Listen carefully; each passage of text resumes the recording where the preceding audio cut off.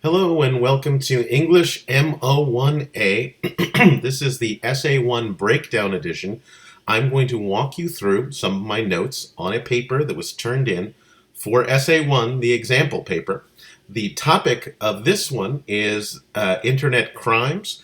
I know there was a second topic that was on the table of fake news, but we are going to be looking at mainly structural issues, so even though you may have a different topic, really, what you're still trying to do in either paper is provide detailed, researched examples of things that belong in each of the body paragraphs or each of the topic paragraphs.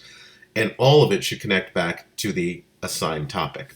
So let's start here. Let's look at the MLA format. As you can tell, the name would be up here, and the name is up there. I just wanted to cut that off so that I wasn't, showing everyone people's names. And then my name, and then double spaced all the way through the title. This is all very good for MLA format. Up here, a little bit in the header, will be your last name and the page number, and we'll see that on the next page. There is no hook in this paper. I'd asked for a quote to begin the paper. A hook is something we use at the beginning of the introduction that gives you a certain academic credibility sometimes because it shows the reader that you know how to associate some kind of intellectual or academic hook at the beginning that makes people think, wow, that could be a really interesting paper. Aristotle says that the criminal mind is the most fascinating mind that we have, and we need to explore them throughout every aspect of our life. Well, all of a sudden, you know Aristotle, and Aristotle has been talking about crime. And you can then, of course, make it sound like that criminal minds are not only there in historical times, but they're also getting smarter and working with new technology, and they're actually becoming more adaptive in their methods. And in fact, the internet has shown or sparked a rise in crime, or a lot of different crimes. And then you can write your paper about the 3 different examples of crime on the internet, which this person does quite well. There are 3 different types of stealing intellectual property. Now, this would probably be a colon here instead of a semicolon, but because you're doing a list. But this does. Stealing intellectual property does sound like the topic, which is crime, but it's internet crime. Do we have something to link this to the internet? I don't know. That's my worry, is that it's 3 different types of stealing intellectual property, but we don't really have the internet part of it represented in our thesis. I like it, but I'm not absolutely positive it's going to fit all the way through. So let's keep that in the back of our mind as we go forward. The first type of stealing intellectual property, if copyright violations, and I think that's supposed to be is copyright violations, but these are true, but make sure you present it as an online crime. It can be done so, and the topic is online crimes. I'm sure that these can be done in person, but what we want to know is the digital version of this crime. And the information age, it's a lot easier to commit a copyright violation. Well, that's good. That's a second sentence. But the topic sentence, we really want to make certain we know. So it's not wrong. It's just a little bit behind. And I want to see in your topic sentence you stay on topic. The copyright, this is a definition. And the definition is important, but it's not a definition paragraph. I would rather we got directly into one copyright infringement. Famous came for the software, blah, blah, blah, because you're jumping right into examples of copyright infringements that were crimes. But we do define it here. I think that would be a definition paragraph, not a example paragraph. But let's say I get beyond that. I did. I'm beyond it, and now I want to get to second, at least, if you're going to define it, immediately here, get to an example that I can look at and understand the criminal aspect of the digital version of this crime. We are sometimes spending a lot of time explaining what the crime is, but is that really an example? In an example paper, I want specifics and details, and I don't know if all of you got to that. So we get here, and this is something I wanted to tell you about. Never end a paper or a topic, a content paragraph with a quote. We always want your analysis right around here because I want to know what this means to you. The court ruled that Napster and the company was forced to shut down the site and pay $26 million in damages. So this was a fine, a criminal fine, that actually took an entire company and their entire workforce out of the American landscape because of the seriousness of this crime. So please make sure that at the end, even though I see that this is a ruling and is ruling against, re-emphasize the idea that this crime was an important landmark case in digital copyright, and it changed the way we deal with music. And it really has. A lot of people now are going to subscription sites, right? Because this crime was delineated with this case. Okay, this is one example specific. I would like to see probably two if you're going to get to a content minimum of 3 pages. But it's still not a bad start. This is specific. I like it, but I do want to make sure you understand that at the end of each of these body paragraphs, it's very important to hear your words rather than the words of a source quote.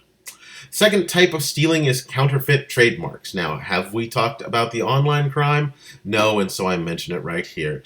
You want to have strong topic sentences because if you give those to your professors, they will give you a little leeway in the way you present the content once you get into it. See, here we've got a trademark is something specific, and again, this is a definition of the topic. We didn't jump directly into counterfeit trademarks examples. We just talk about what a counterfeit trademark is. And that's more report writing. That's not essay writing. Your essay was supposed to be about giving specific examples of these things. Okay, as many trademark owners know, so this is a lot about the litigation that goes along with having a trademark. Is this an example of a counterfeit trademark crime? Or is this just an explanation of what a trademark is and why it's so valuable? This is the place where some of you get off topic, where you just try to write about everything, defining anything you have that's interesting about counterfeit trademarks instead of writing to the task, which is give me examples of crimes that have been committed in this arena. Okay, and again, we have a paragraph that ends with a quote.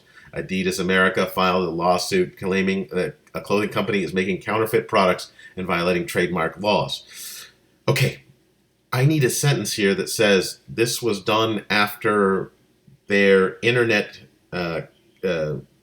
company or their internet trademarks were pulled off the internet or were somehow stolen through online sources, or, I need to know how this connects the trademark violation with an online crime.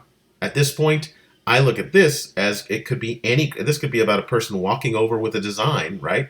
And putting the Adidas logo on it and then violating the law. But we're talking about online crime or internet crime, so I need to have a sentence after this that it exposes the idea that exposes the reader to the idea that this is definitely about internet crime, and it's definitely about something that we were able to research as connected to digital theft and not just any kind of theft. The third and last type of stealing is enterprise trade secret theft. And again, is this done almost always through digital practice? If so, good to know. It would be great to know. At this point, I think you have a pretty good idea of where I'm marking up your papers. I want to make certain that once you give me a topic sentence that links what you're going to write to an online theft or an online crime, I want you to then jump right into the specific detailed examples. If you do that, you will be getting an A or an A minus. If you show me that you understand the topic of trademarks, but you don't really get to the examples of specific crimes, this paragraph is hard to grade in that case, and it sometimes lowers your grade a little bit. 70% of your grade in this class in essays is being on topic and supporting yourself well. So that's what we're going to be working on as we move forward. Mr. Fernandez, thank you very much for allowing me to speak about your paper. I will post this as an announcement, and so people can take a look at how I grade and what I look for in the grading, how I try to make certain that your language stays structural and complete as we go through each body paragraph, and how you are able to research and give specific details of research to support your points. That I know it sounds like a lot, guys, but I know you can do it. It's just going to take a couple more tries, and as we move forward in this class, I am really expecting people to get very good at this. And I'm not kidding when I tell you that some people by the end will be very surprised at how, once you know the structure and how the routine of doing this, it no longer becomes quite as arduous. It doesn't become arduous, of course, a word for an English class. It's not as difficult. It all of a sudden becomes a more an experience that you can enjoy a little bit more. I know enjoying writing an essay doesn't sound like it's going to work right now, but I urge you to stay on board, and you'll find little sentences, and I found sentences in your work that sometimes are really interesting and really cool. And when you start noticing and writing and putting these sentences into your work, you'll notice it. And when you notice that you are doing something interesting and involving and engaging, it is a great moment, because it proves to you that your abilities, if you work really hard at it, you can do better than what you had previously believed. And when I see that, and when you start seeing some of the really cool things that you can write, that's half the education right there, because you start trying to go back and find that kind of connection to the material, and you start recognizing when you connect with it and you do a really good sentence or a really good paragraph that you've done something interesting and like I said, engaging. Okay, I'll stop talking now. Thank you all for listening to my rundown on Essay 1. We will do much better for Essay 2. This is only 5 points. Please don't let your heart be troubled. It will get better, and I will consistently try to help you perform better on these essays until we get to the very last one, folks. From the hills above Castaic, this is Professor Gifford signing off.